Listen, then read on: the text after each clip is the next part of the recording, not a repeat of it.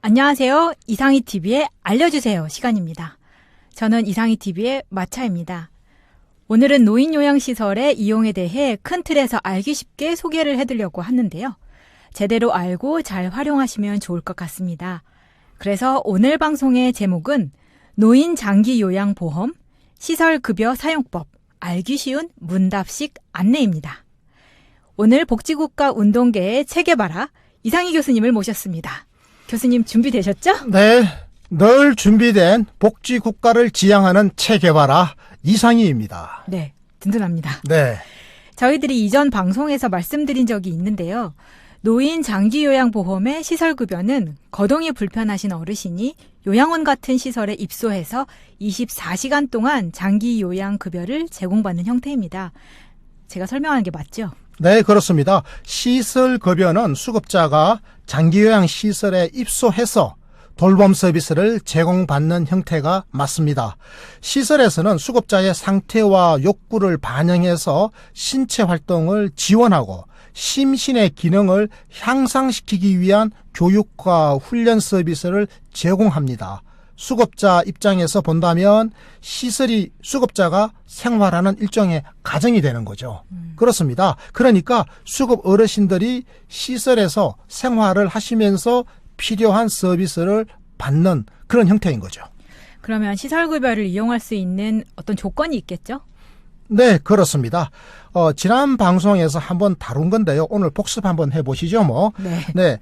요양 1등급과 2등급 수급자는 시설급여나 재가급여 가운데서 한 가지를 선택해서 이용한다고 제가 말씀드렸고요. 네. 요양 3등급에서 5등급 수급자는 재가급여만 이용하실 수가 있습니다. 다만 예외적으로 인정되는 경우가 있는데요. 사실 요양원에 가보시면 3등급, 4등급 인분들도 꽤 많이 계시는 거거든요. 네. 왜? 예외적으로 인정되는 경우 때문인데요.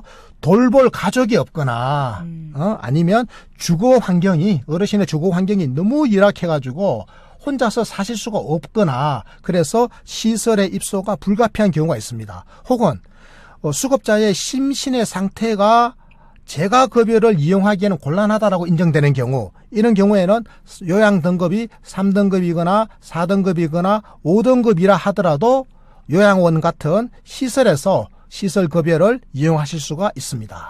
아, 그러면은 시설급여에도 종류가 있을 것 같은데 시설급여를 제공하는 기관의 유형들은 어떤 것들이 있나요? 네, 시설급여를 제공하는 기관에 어떤 종류의 기관이 있느냐 이 질문이잖아요. 네.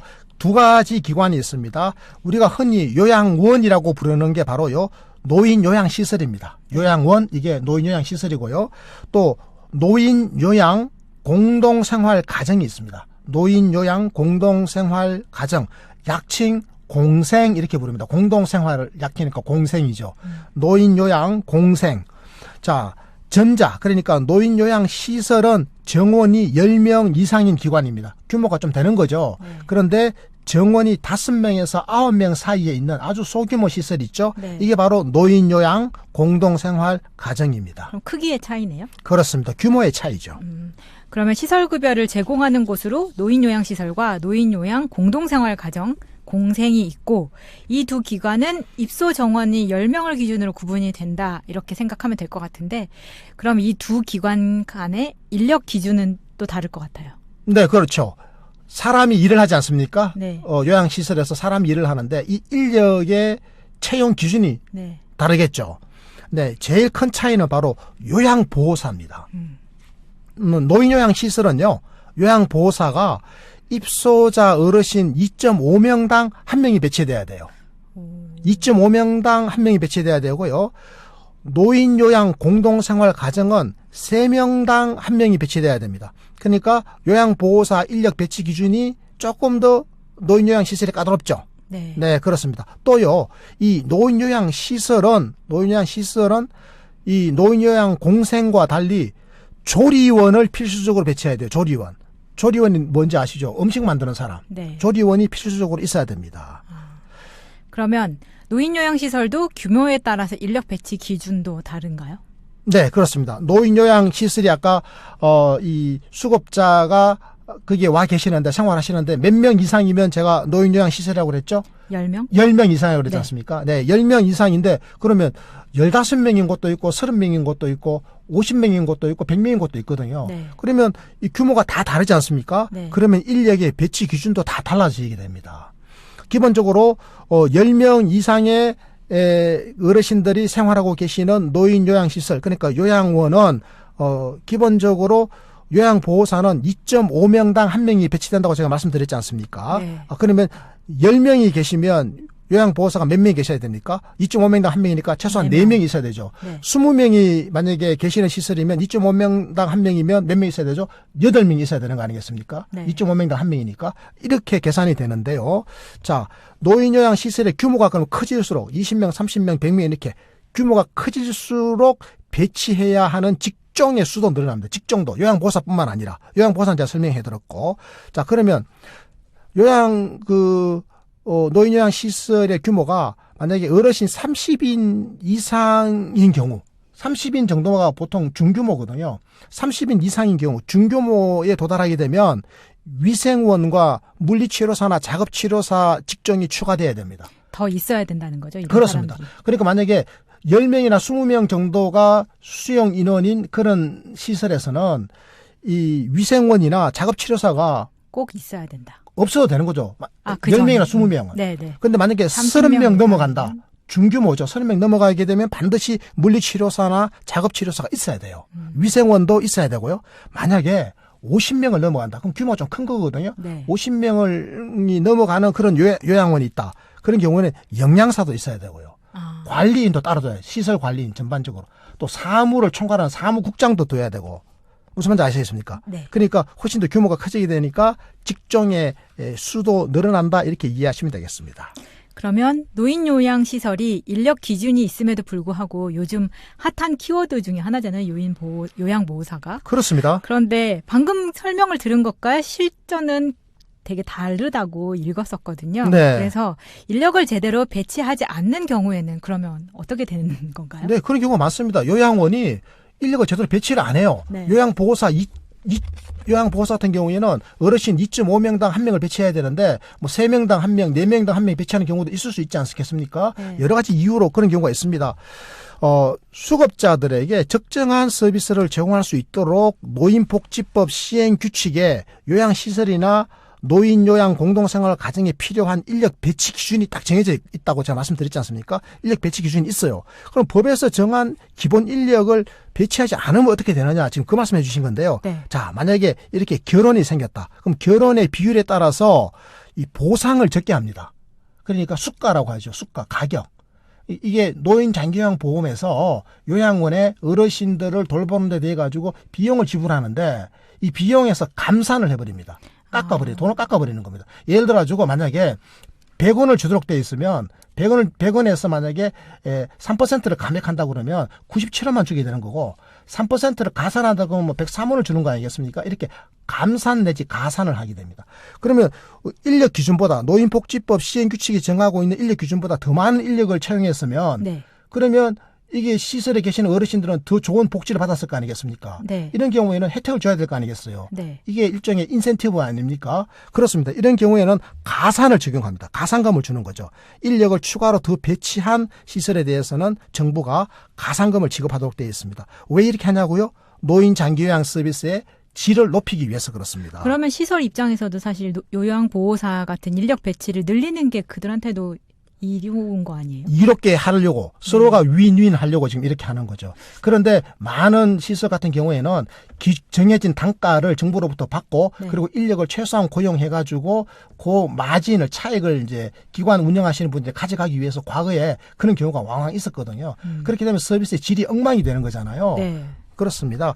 이 원칙은요, 시설급여를 제공하고 있는 노인 요양시설뿐만 아니라 주야간 보호나 단기 보호에도 적용이 됩니다. 주야간 보호시설하고 단기 보호시설은 이것은 제가 급여에 속한다고 지난 시간에 방송에서 말씀드렸는데 이 경우에도 단기 보호시설이나 주야간 보호시설에 그게 종사하시는 전문가들이 있거든요. 요양보호사도 있고 또 작업치료사 같은 전문가들도 계십니다.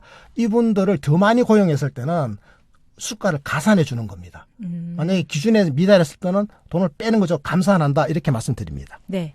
그럼 가장 궁금한 비용 부분을 좀 여쭤보려고 하는데요.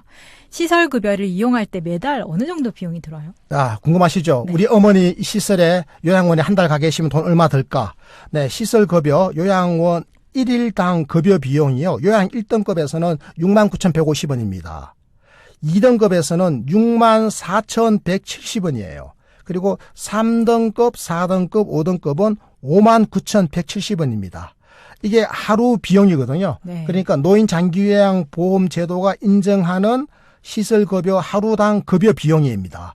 1등급이 69,150원이니까 좀 7만 원 가까이 되죠. 네. 그리고 3, 4, 5등급은 59,170원이니까 거의 한 6만 원 정도 되죠. 그래서 한 6만 원에서 7만 원 그 정도 되는 거구나.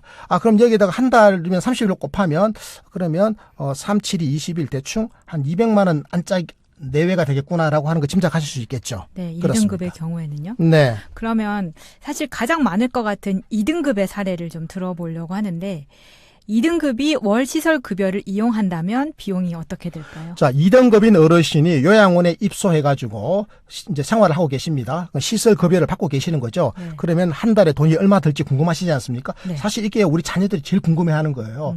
아마 우리 마차께서도 언젠가 어머니나 아버지가 이제 요양원에 가실 거거든요. 제가 들어갈 걸 걱정하고 있는데요. 그렇습니까? 그럼 나중이니까 이제 나중에 걱정하시고 일단 부모님부터 먼저. 그러면 부모님께 돈이 얼마가 들어갈까 이제 우리가 생각해 봐야 되는데. 네. 이럴 경우 2등급이지 않습니까? 2등급이면 하루 비용이 제가 얼마라고 그랬습니까? 64,170원 하루에. 네. 이게 30일을 곱해주면 192만 5,100원이 나옵니다. 네. 192만 5,100원. 200만 원 조금 안 되죠? 네. 한 달 할게요. 그런데 법정 본인 부담이 20%입니다. 그러면 이 192만 5,100원에 20%면 얼마가 되느냐? 38만 5천 원이 됩니다.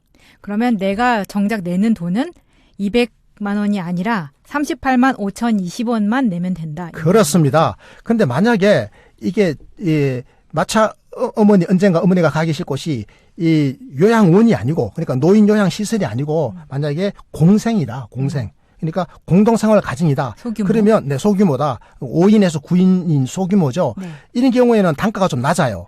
2등급 수급자의 하루 비용이 56,220원입니다. 아까 요양원 같은 경우는 64,170원이었는데 한 8,000원 정도 차이 나요. 8,000원 차이 나죠. 공생은 56,220원이거든요. 여기에 한 달을 곱하면 168만 6천 원이 나옵니다. 네. 168만 6천 원. 여기에 본인 부담률이 역시 20%니까 한 달에 33만 7천 원을 내면 됩니다. 그러니까 요양원에 계시면 한 달에 한 38만 원, 공생에 계시면 한 달에 한 34만 원. 이 정도 비용을 부담하신다. 이렇게 보시면 될 것 같습니다. 80% 할인이네요. 그렇습니다. 네. 그러면 그 나머지 시설에- 80%는 누가 부담하는 거 하면 노인 장기 요양 보험에서 부담합니다. 네. 그러면 시설에 입소한 후에는 또 비용이 따로 지출하는 게 있나요?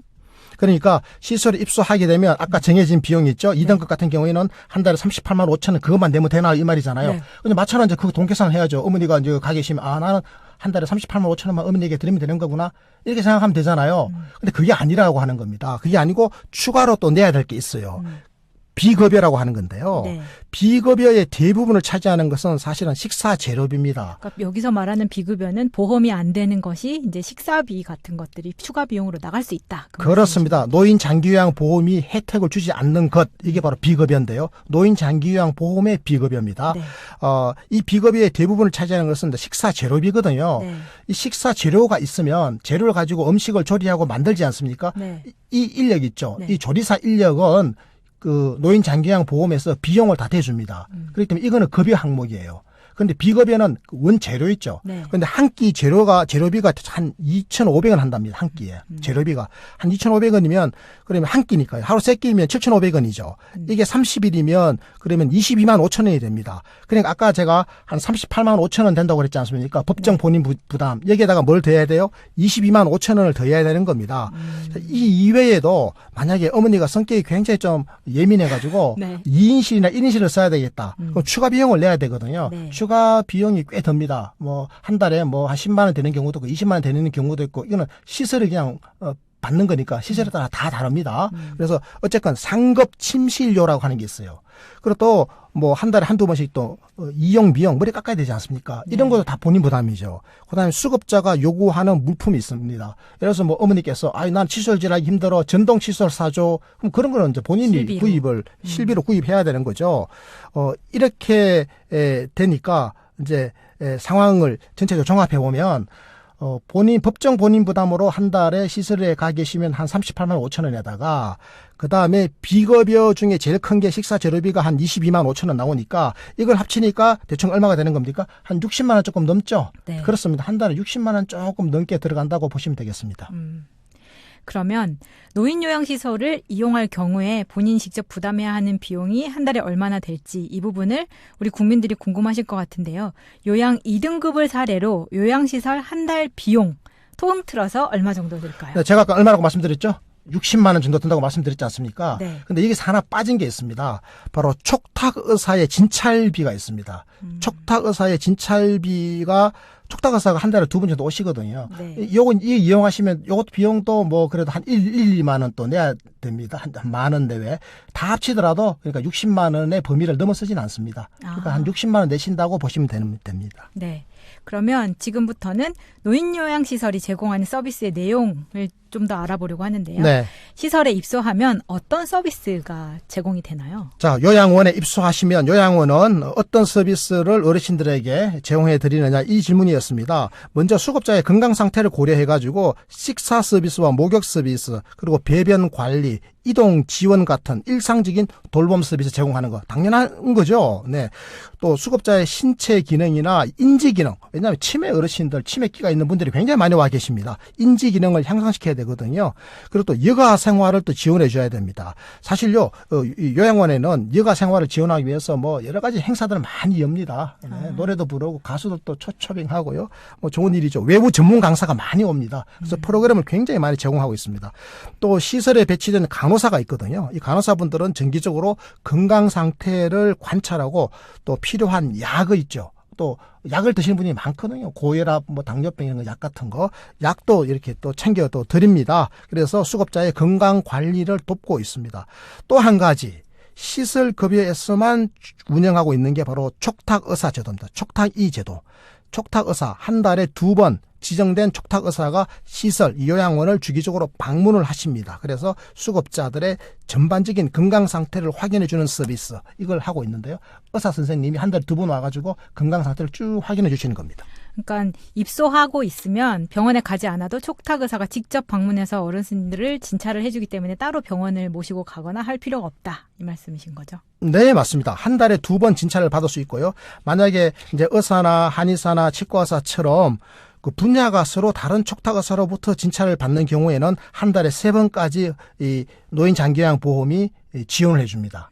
그러니까 기본적으로 한 달에 2번인데 네. 의사 선생님이 2번 왔는데 이번에 치과 의사 선생님 한 달에 한 번씩 오게 하세요. 그러면 이제 3번이 가능하다 이런 이야기가 되겠고요. 촉탁의사는 이제 입소 어르신의 영양 상태라든지 아픈 데 있으신 통증 또 어르신들 피부가 자꾸 상해요. 네. 막 긁고 가렵고 막 건조하고 하니까 이 피부 같은 이런 건강 상태를 전반적으로 돌봐주시는 겁니다. 그래서 건강이 만약에 악화된 어르신이 발견되잖아요. 네. 그럼 그 자리에서 적절한 처치를 해드리고요. 만약에 필요하다면 이제 간호사에게 간호 지시도 하고 또 투약 처방을 직접 해주십니다. 이 약을 드리세요 이렇게. 뭐 또 필요하다면 병원에 입원하셔야 되겠네요. 그러면 의료기관으로 입원하실 수 있도록 이렇게 조치도 취해 드리는 걸 촉탁의사가 하고 있습니다. 그러면 그 촉탁의사가 왔을 때 그 진찰 비용은요 따로 내야 되는 거잖아요? 그렇습니다. 촉탁의사의 진찰에 대한 본인 부담금 이것은요 수급자가 본인 부담금은 부담을 하셔야 되는데요. 이 진찰 비용의 20%를 본인이 부담합니다. 진찰비가 만약에 100이 나왔죠? 네. 그러면 80은 누가 부담하는가 하면 노인 장기요양 보험이 부담하고 20에 대해서는 이 수급자 본인이 어르신이 직접 부담을 하셔야 되거든요. 자, 이 진찰 비용은요. 국민건강보험 의원급 진찰료와 동일합니다. 그러니까 촉탁의사에 지불하는 진찰료 총액은요. 네. 동네 의원에서 진찰받았을 때 마차가 지불하는 돈 있죠. 네. 그 금액하고 총액은 똑같습니다. 똑같은데 그런데 20%를 부담하죠. 네. 동네 의원 가면 30%를 부담한다고 제가 말씀드렸는데요. 그렇습니다. 그래서 초진의 경우에는 촉탁의사 진찰비가 15,690원으로 2019년 현재 잡혀 있습니다. 2019년 현재 15,690원. 재진인 경우에는 2019년 현재 11,210원입니다. 그러면 이 금액의 20%를 수급자 본인이 낸다고 그랬죠. 네. 자, 그러면 초진의 경우에는 3,130원을 지불하면 되고요. 재진의 경우에는 2,240원을 부담하시면 됩니다. 자, 그런데 이 촉탁의사가 한 달에 몇 번 온다고요? 2번 온다고 그랬잖아요. 네. 자, 그런데 한 번은 초진, 한 번은 재진이면 3,130원의 초진료에다가 초진 본인 부담료에다가 또 재진 본인 부담료 2,240원을 더하면 3,130원 더하기 2,240원 해봤자 한 5,300원밖에 안 되죠. 네. 그렇습니다. 촉탁의사 진찰료 한 달에 한 5,300원 정도만 부담하시면 되는 거니까 전체적으로 시설에 입소해 계시면 한 달 비용이 한 60만 원 정도가 된다 이렇게 이해하시면 되겠습니다. 네. 그러면 시설에 입소한 후에는 외출이나 외박은 자유롭게 할 수 있나요? 이것도 많이 궁금해하십니다. 우리 어머니 이제 요양원에 가 계시면 그럼 밖에 못 나오는 거 아니야? 아닙니다. 수급자 어르신이 면회 오신 보호자와 함께 외출하실 수 있습니다. 또 명절 때는요 집으로 가시기도 합니다. 집에 가셔도 돼요. 네, 그렇습니다.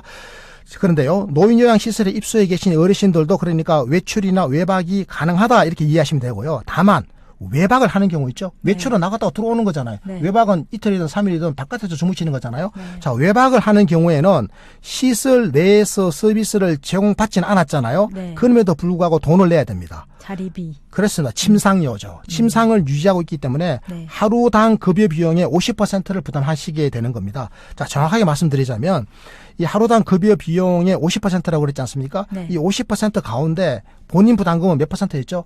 20%였죠. 20%를 내시는 겁니다. 예를 한번 들어볼까요? 아까 제가 2등급 어르신의 하루 급여 비용이 64,170원이라고 했죠. 네. 64,170원인데 외박에 따른 비용이니까 50%잖아요. 네. 그러니까 32,085원이 됩니다. 네. 수급자는 이 32,000원에 20%에 해당하는 6,400원 정도를 부담하시면 되는 겁니다. 아, 좋네요. 80% 할인. 네. 만약에 병원 입원을 해야 돼요. 몸이 안 좋아져가지고 그러니까 적은 요양원에 두고 계시는데 이분이 몸이 안 좋아서 병원에 만약에 보름이든 한 달이든 이렇게 입원해 계시지 않습니까? 그럼 이런 경우에는 그럼 어떻게 하느냐? 이것도 일종의 외박이잖아요. 네. 그럼 이런 경우 외박에 따른 그 수급자 본인의 부담은요. 만약 한 달에 최대 15일까지만 부담하시면 됩니다. 무슨 소린가 하면 병원에 한 달 입원해 계셨죠. 네. 그러면 그 15일치만 네. 요양원에 부담하시면 되는데 아까 요양원의 1일 급여비의 50%에 또 20% 부담하는 거 그거를 15일치까지만 부담하면 되고 병원에서 나중에 퇴원하시면 도로 돌아오시는 겁니다. 아, 좋네요. 일상적인 노인 요양시설 외에 치매 노인을 전문적으로 돌보는 시설도 필요할 것 같은데 이 치매 전문 시설이 따로 있는 건가요? 네, 그렇습니다. 이게 바로 문재인 정부의 네. 치매 국가 책임제의 중요한 특징입니다. 치매 어르신들에게 맞춤형 서비스를 제공하기 위해서 2016년 7월에 치매 전담형의 장기요양 제도가 도입됐는데 이게 말이죠. 치매 어르신의 특성을 반영해가지고 소규모의 단위로 운영하도록 규정이 되어 있습니다. 그러니까 치매 어르신들의 특성이라고 하는 것은 돌보기가 힘든 거죠. 네. 그러니까 너무 대규모로 있으면 돌볼 수가 없어요. 소규모 단위로 이렇게 운영하도록 되어 있는데요. 그 소규모 단위의 치매 어르신을 전문적으로 돌보는 것을 우리가 치매 전담실 이렇게 부릅니다. 치매를 전담하는 방이다. 치매 전담실. 이 이용자는요. 최대 12명입니다. 12명. 그러니까 노인요양시설 내에 치매 전담실을 여러 개를 운영해도 되는 거고 혹은 아니면 5인 이상 9인 이하의 소규모의 노인요양 공생이 있죠. 네. 공동생활 가정. 이거 자체를 통째로 치매 전담형으로 운영을 해도 되는 겁니다. 그런데 이게요. 굉장히 문재인 정부에 들어와가지고 지금 강조가 되고 있고 지원이 강화되고 있다. 이런 말씀을 드립니다. 네. 그러면 치매 전문 시설은 일반 시설과는 어떻게 다른지? 네, 기본적으로 치매 어르신들은 손이 많이 갑니다. 네. 인력이 더 많이 필요해요. 또 전문가가 필요해요. 그래서 정원과 함께 인력 배치 기준이 아예 다릅니다. 그러니까 노인 요양시설, 요양원 내에 치매 전담실을 준다고 그랬죠. 치매 전담실은 한 개소당, 한 실당 정원이 제가 12명 이하다 그랬지 않습니까? 12명 이하의 치매 어르신들을 한 곳에 이렇게 한 곳에서 이렇게 관리를 하고 모시는 건데 네. 그럼 이제 요양보호사는 보통 제가 2.5명당 1명이라고 이야기를 했습니다. 요양원에서. 네. 그런데 이 경우에는요, 요양보호사가 입소자 2명당 1명을 배치하는 겁니다. 훨씬 더 강화된 거죠. 그러니까 일반 요양시설은 입소 정원에 제한이 없고, 그러니까 한 방에 뭐 20명이 계시든 30명이 계시든 입소 정원에 제한이 없었죠. 그리고 요양보호사도 입소자 2.5명당 1명이 배치되는 거잖아요. 네. 그런데 치매 전담실은 12명으로 제한을 하고, 한 실당 12명 치매 전담실, 그리고 거기에는 요양보호사가 입소자 2명당 1명이니까 훨씬 더 정밀하고 좀 더 잘 이렇게 전문적인 그런 관리 내지는 돌봄이 가능하다. 이게 치매 전담실이다. 이렇게 이해하시면 되겠습니다. 그러면 프로그램 네. 그리고 또 하나 더. 치매 전담형 노인 요양 공동생활 과정이 있죠. 네. 이것도 마찬가지입니다. 거기 이 좀 경우도 소규모. 보통 보면 왜 공생 같은 경우는 입소자 3명당 요양보호사 1명이잖아요. 네. 이 경우에는 만약 치매 전담형으로 운영하려면 입소자 마찬가지로 2명당 요양보호사 1명 둬야 돼요. 그러니까 요양원이든 공생이든 간에 이 치매 전담형으로 운영하려면 이 요양보호사가 입소 어르신 2명당 1명 배치돼 있어야 된다. 이게 확실하게 제가 강조해 드립니다. 네. 프로그램도 치매 맞춤형으로 진행되어야 될 것 같은데요. 네, 그렇습니다. 치매 맞춤형으로 프로그램이 운영이 되고 있습니다. 그래서 요양보호사가 계시고요. 또 프로그램 관리자가 있거든요. 이 프로그램 관리자는 이 모두가 치매 전문 교육을 반드시 이수한 분들이에요. 네, 그러니까 치매 전문가들이라고 보시면 됩니다. 이런 치매 전문 인력들이 인지활동 프로그램을 지원하면서 어르신들의 인지 기능을 향상시키기 위해서 노력하고 있다. 이렇게 이해하시면 되겠습니다. 또 이게 어르신들이 치매 증상이 나타나기 시작하면 보통 이게 기억력이 떨어지고 집중이 안 되지 않습니까? 그래서 이런 능력을 개선하기 위해서 다양한 프로그램을 진행하고 있는데요. 그래서 치매 어르신들의 인지 재활을 집중적으로 돕고 있다. 이렇게 이해하시면 되겠습니다. 그러면 치매 전담 시설 급여는 치매가 있는 수급자라면 다 이용할 수 있는 거죠? 아닙니다. 아닌가? 치매가 있는 수급자라면 다 이용할 수 있는 건 아니고요. 네. 치매 이제 어르신 중에서도 거동이 아예 안 되는 분이 계시거든요. 1등급 어르신이죠. 1등급 어르신은 그냥 침대에 가만히 누워 계시는 분들입니다. 거의 누워 계시죠. 그러니까 거동이 거의 안 되는 분이 1등급인데, 네. 근데 치매까지 있어요. 네. 네, 이런 분들을 우리가 이제 중증 수급자 이렇게 부르는데, 네. 이런 치매 어르신은 이 치매 전담형 기관에, 그 치매 전담실에 입소할 수가 없어요. 이런 분들은 별도의 이제 또 돌봄이 필요한 거죠. 그러니까 거동이 가능한 분, 그럼 2등급은 좀 거동이 가능해요. 네. 조금씩 거동이 돼요. 2등급부터 5등급까지의 치매 수급자, 치매를 가진 어르신 중에서 신체 기능이 그 요양 등급이 2등급에서 5등급인 분만 치매 전담형 요양시설, 치매 전담실에 입소하실 수 있다. 이렇게 말씀드립니다. 그러면 치매 전담형 시설은 일반 시설보다 약간 비쌀 것 같은데요. 네, 그렇죠. 비쌀 수밖에 없죠. 치매 전담형은 전문 인력이 추가로 배치됐잖아요. 전문 인력. 네. 그렇습니다. 그리고 또 다양한 프로그램을 또 제공하죠. 또 프로그램 제공에 따른 또 비용이 발생을 하게 되기 때문에 일반 시설보다 비용이 좀 더 비쌉니다. 2등급 수급자를 예를 들어보면 일반 노인요양시설에서 제가 1일당 급여 비용이 얼마로 했죠? 64,170원. 64,170이라고 그랬죠. 치매 전담실에 계신 분은요. 얼마라고요? 79,140원입니다. 64,170원이 아니라 79,140원이니까 15,000원 정도가 더 비싸죠. 네. 하루에 15,000원. 엄청나게 더 비싼 겁니다. 하루에 왜 그러냐? 여기에는 인력이 추가로 배치되어 있고 또 전담 인력뿐만 아니라 전문가 그리고 또 프로그램이 이렇게 돌아가기 때문에 이 비용이 있습니다. 그래서 치매 전담실이 일반 요양실에 비해서 하루당 15,000원 정도 단가가 더 높다. 이제 이렇게 보시면 되겠습니다. 물론 이게 15,000원을 더 높은 거를 전부 다 본인이 부담하는 건 아니고 본인은 여기서 20%만 부담하는 겁니다. 이거 확실히 해야 됩니다. 지금까지 사실 양로원이라는 이름으로 어떤 시설에 대한 거부감이 있었는데 문재인 케어나 이런 보험 서비스를 보면 양로원이 아니고 요양원. 그러니까 예전에는 양로원이라고 부르면서 되게 옛날에 싫어했었잖아요. 그랬죠. 근데 지금 많이 바뀌었다는 거죠. 그렇습니다. 네. 오늘은 노인 장기 요양보험의 시설급여 사용법을 상세하게 알아봤는데요. 함께하면 피가 되고 살이 되는 정보와 정책 있는 방송.